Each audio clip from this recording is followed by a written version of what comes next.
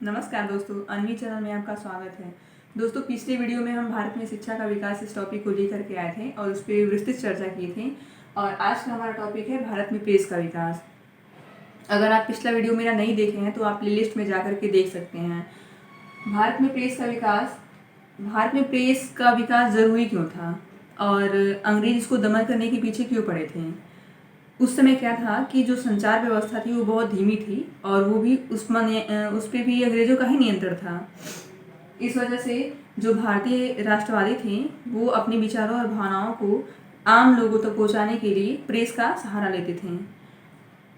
तो इसलिए भारत में प्रेस का विकास ज़रूरी था, क्योंकि इसी प्रेस के ही माध्यम से वो अपनी भावनाओं को उन तक पहुँचाते थे और उन तक पहुँचाते थे और उसी वजह से उनमें ताकि उनमें राष्ट्र प्रेम की भावना जागृत हो सके। तो आइए सबसे पहले जानते हैं कि भारत का पहला समाचार पत्र कौन सा था। भारत का पहला समाचार पत्र बंगाल गजट था। इसको कलकत्ता जनरल एडवर्टाइजर भी कहते हैं और इसको जेम्स ऑगस्टस हिक्की ने 1780 में लेकर के आए थे। और अंग्रेजों ने भारत में प्रेस के दमन के लिए जो नीतियाँ लेकर के आई हैं उनके बारे में अब हम बताने जा रहे हैं। तो सबसे पहले उनकी नीतियाँ थी समाचार पत्रों का पत्रेषण अधिनियम यानी सेंसरशिप। ये 1799 में लॉर्ड वेलेजरी ने इसको ले आया था और इसमें प्रावधान ये था कि भारत के सभी समाचार पत्रों पर को सेंसर लगा दिए थे और उसमें ये अनिवार्य कर दिया गया था कि प्रकाशन के पूर्व उसको भारत सरकार के सचिव के पास प्री सेंसरशिप के लिए भेजना जरूरी था। तो 1799 में ये लॉर्ड वेलेजरी लेके आए थे, लेकिन 1818 में लॉर्ड हेस्टिंग्स ने इसको बंद कर दिया था। और दूसरा जो नियम था अनुज्ञप्ति नियम यानी कि लाइसेंसिंग नियम, ये 1823 में जॉन एडम्स ने लेकर के आया था।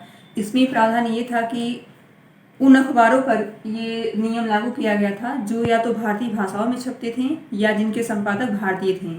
इसमें ये कर दिया गया था कि बिना लाइसेंस के आप प्रकाशन करना या उसका उपयोग करना दंडनीय अपराध होगा। और इसी नियम के अधीन राजा राम मोहन राय की एक पत्रिका थी मीरात उल अखबार, उस पर बैन लगा दिया गया था। तो ये बहुत ज़रूरी है कि अनुज्ञप्ति नियम के अधीन जो 1823 में आया था, जॉन एडम्स ने लेकर के आया था, इसमें राजा राम मोहन राय की एक पत्रिका थी मीरात उल अखबार जिसको जब्त करना पड़ा था। और तीसरा जो है प्रेस अधिनियम या मेडकाफ अधिनियम 1835। मेडकाफ अधिनियम प्रेस के लिए बहुत ही अच्छा था, मतलब इसी समय में प्रेस में उल्लेखनीय वृद्धि हुई और इसलिए इस वजह से इनको भारत का समाचार पत्रों का मुक्तिदाता कहा जाता है। मेडकाफ अधिनियम में क्या था जो 1835 में आया था, इनमें ये जो 1823 का जो नियम था उसमें इसमें सुधार किया गया था, यानी कि जो इसमें बैन लगा दिए थे समाचार पत्रों पर उसको मेडकाफ ने हटा दिया था। और इसमें केवल एक ही प्रावधान ये था कि प्रकाशक या मुद्रक को उस स्थान की निश्चित सूचना सरकार को देनी जरूरी थी जहां से वो समाचार पत्र को प्रकाशित करते थे। और इस समय में समाचार पत्रों में उल्लेखनीय वृद्धि हुई। तो बस इसमें इतना ही था। अब चौथा आता है अनुज्ञप्ति अधिनियम। ये अनुज्ञप्ति नियम था, इसी का विस्तार रूप यहाँ पे आता है अनुज्ञप्ति अधिनियम जो 1857 में आया था। 1857 में जो सैनिक विद्रोह हुआ था उसी की समस्या से निजात पाने के लिए अंग्रेजों ने अनुज्ञप्ति अधिनियम नियम को लेकर के 1857 में। और इसमें ये था कि जो बिना लाइसेंस के आप समाचार पत्रों को प्रकाशित करना और मतलब मुद्रक को रखना ये अवैध घोषित कर दिया गया। और इसमें ये था सरकार ने अधिकार ये दिया था कि बिना मतलब हम चाहें तो किसी का भी लाइसेंस रद्द कर सकते हैं या फिर किसी को लाइसेंस दे सकते हैं। ये था चौथे में। पांचवा आता है पंजीकरण अधिनियम 1867 में। इसमें प्रावधान ये था कि इसमें समाचार पत्रों पर बैन नहीं किया गया था बल्कि उसको और विस्तार दिया गया था ताकि उल्लेखनीय वृद्धि हो सके। इसका केवल एक ही प्रावधान ये था कि मुद्रक और प्रकाशन की जगह की निश्चित सूचना सरकार को देना अनिवार्य बना दिया गया था। बस अब आता है देसी भाषा समाचार पत्र अधिनियम जो बहुत ही इंपॉर्टेंट है। इसको वर्नाक्यूलर प्रेस एक्ट भी कहते हैं। 1878 में लॉर्ड लीटन ने लेकर के आया था। इससे पहले की दो घटनाएं बहुत इंपॉर्टेंट हैं जो 1876 और 77 में घटित हुई थी। 1876 में क्या हुआ था कि बहुत भारी अकाल पड़ा हुआ था।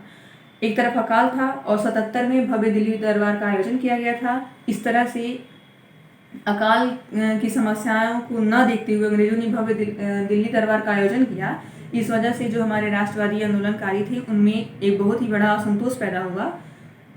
तो इसमें असंतोष पैदा हुआ तो उन्होंने समाचार पत्रों में सरकार की आलोचनाएं की, जिस वजह से सरकार ने देसी भाषा समाचार पत्र अधिनियम 1878 ले आया। इसमें प्रावधान ये था कि भारतीय भाषाओं के समाचार पत्रों पर सरकारी नियंत्रण को स्थापित कर दिया गया था और जो राजद्रोही लेख उसमें प्रकाशित होते थे उन पर भी बैन लगा दिया गया था।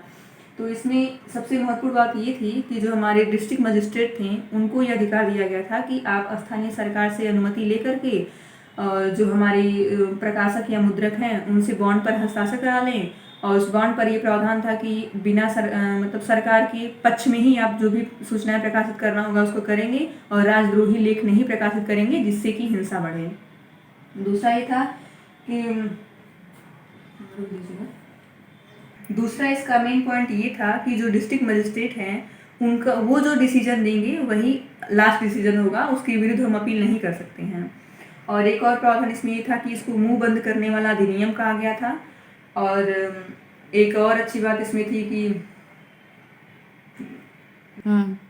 और इसमें अंतिम प्रावधान जो था वो ये था कि अगर आप इस अधिनियम से बचना चाहते हैं तो इसकी अपने समाचार पत्रों की एक प्रूफ कॉपी स्थानीय सरकार को दे देनी पड़ेगी। अगर आप दे देते हैं तो इस अधिनियम से बच सकते हैं। और इसमें अमृत बाजार पत्रिका जो थी शिशिर कुमार घोष की, वो इस अधिनियम के तहत पहले उर्दू में प्रकाशित होती थी, लेकिन बाद में क्या हुआ कि जब ये अधिनियम लागू किया गया तो शिशिर कुमार घोष ने रातों रात इस पत्रिका का प्रकाशन अंग्रेजी में कर दिया। तो बस ये सब इम्पोर्टेंट चीज़ें थी जिससे एग्जाम में पूछा जाता है। बाकी ये जो 3-4 टॉपिक हैं ये बहुत इंपॉर्टेंट नहीं है, इसको आप ऐसे ही देख सकते हैं। समाचार पत्र अधिनियम 1907 में आया था, भारतीय समाचार पत्र अधिनियम 1910 में आया था, भारतीय समाचार पत्र अधिनियम 1931 में आया था, समाचार पत्र जांच समिति 1947 में आया था, समाचार पत्र अधिनियम 1951 में, समाचार पत्र आयोग 1954 में, और इसको GS राजाध्यक्ष की अध्यक्षता में लागू किया गया था। बस आज का ये टॉपिक हमारा समाप्त होता है। फिर हम मिलते हैं नेक्स्ट वीडियो में कुछ ऐसे ही इंपॉर्टेंट टॉपिक के साथ। तब तक के लिए धन्यवाद।